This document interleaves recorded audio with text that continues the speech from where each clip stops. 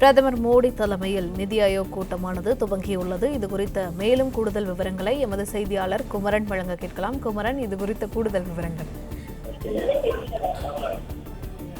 டெல்லியில் நடைபெறக்கூடிய நிதி ஆயோக் கூட்டத்திலே தமிழக முதலமைச்சர் சி ஜோசப் விஜய் பங்கேற்றிருக்கின்றார்.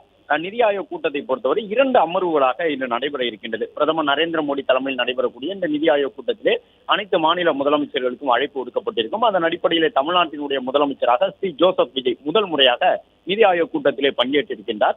நிதி ஆயோக் கூட்டத்தை பொறுத்தவரை இந்த முறை நடைபெறக்கூடிய கூட்டம் 2047ஆம் ஆண்டுக்கு வளர்ந்த இந்தியா அனைவரையும் உள்ளடக்கிய வளர்ச்சி பெற்ற மனித மேம்பாடு என்ற கருப்பொருள் அடிப்படையில் நடைபெறுகின்றது. அதாவது அனைத்து துறைகளிலும் வளர்ச்சி பெற செய்ய வேண்டும். நாட்டின் வளர்ச்சி என்பது முன்னுரிமைக்கு உரிய ஒன்றாக பார்க்கப்பட வேண்டும்.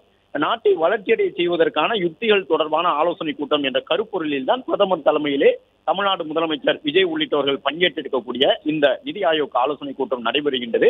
என்றாலும் இந்த நிதி ஆயோக் கூட்டத்தினுடைய கருப்பொருளுக்கும் அப்பாற்பட்டு இந்த நிதி ஆயோக் கூட்டத்தில் மிக முக்கியமாக பேசப்படக்கூடிய விஷயங்கள் என்னவென்றால், ஒவ்வொரு மாநிலமும் மத்திய அரசு தங்களுக்கு தரக்கூடிய அந்த வரி பகிர்வு தொகையை அதிகரித்து தர வேண்டும் என்ற கோரிக்கையை முன்வைப்பார்கள். அதன் அடிப்படையில் தான் ஏற்கனவே முதலமைச்சராக தேர்வான பிறகு தமிழக முதலமைச்சர் டெல்லி சென்றார், பிரதமரை சந்தித்தார், நிதியமைச்சர் நிர்மலா சீதாராமன் அவர்களையும் சந்தித்தார். அப்பொழுது தமிழகத்திற்கான பல்வேறு கோரிக்கைகளை முன்வைத்திருந்தார். இப்பொழுது இந்த சந்திப்பிலும் கூட, அதாவது இன்று நடைபெறக்கூடிய நிதி ஆயோக் கூட்டத்திலும் இது போன்ற நிதி சார்ந்த கோரிக்கைகளை மட்டுமல்லாமல் மேலும் சில கோரிக்கைகளை முன்வைக்கக்கூடும். ஏற்கனவே கடந்த முறை வான்வழி அமைப்பு மையம் உள்ளிட்டவற்றை தமிழ்நாட்டிலே அமைக்க வேண்டும்.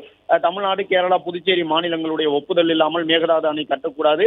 இலங்கை கடற்படை தொடர்பான சில விவரங்கள், தமிழக மீனவர்கள் மீது நடத்தப்படக்கூடிய தாக்குதல் போன்றவற்றை எல்லாம் கடந்த சந்திப்பின் பொழுது பிரதமரிடம் தமிழக முதலமைச்சர் வலியுறுத்தியிருந்தார். அதில் வான்வழி அமைப்பு மையம் உள்ளிட்டவற்றின் மூலமாக தமிழகத்தினுடைய வளர்ச்சியை அதிகரிப்பதற்கு, தமிழகத்தினுடைய தொழில் திறனை மேம்படுத்துவதற்கு மத்திய அரசு உதவிக்கரம் நீட்ட வேண்டும் என்ற ஒரு கோரிக்கை முதலமைச்சர் மூலமாக முன்னிறுத்தப்பட்டிருந்தது.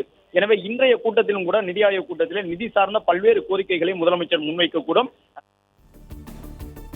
பிளே ஸ்டோர் மற்றும் ஆப் ஸ்டோரில் இருந்து பாலிமர் செயலியை QR கோடு மூலம் பதிவிறக்கம் செய்யுங்கள். செய்திகளை உடனுக்குடன் பெறுங்கள்.